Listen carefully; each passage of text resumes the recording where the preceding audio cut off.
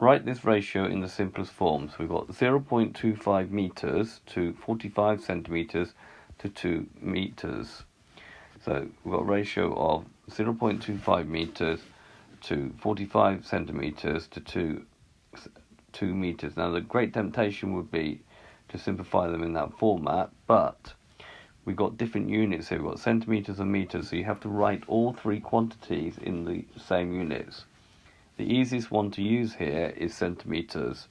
So 1 meter is 100 centimeters. So 0.25 meters is 25 centimeters, because 25 meters is a quarter of a meter. This is already in centimeters, so we'll leave it as it is.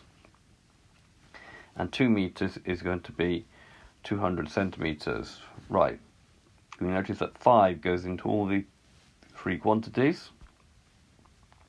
So we divide by 5. 25 divided by 5 is 5.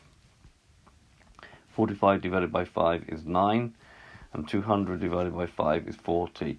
Now you don't need to put the units in, because ratio is used to compare two quantities. This could be 5 meters to 9 meters to 40 meters, or it could be 5 centimeters to 9 centimeters to 40 centimeters, or 5 millimeters to 9 millimeters to 40 millimeters. We don't need the units. This is the ratio in its simplest quantity. So when you've got a ratio in different units, you have to write them in the same units first before simplifying.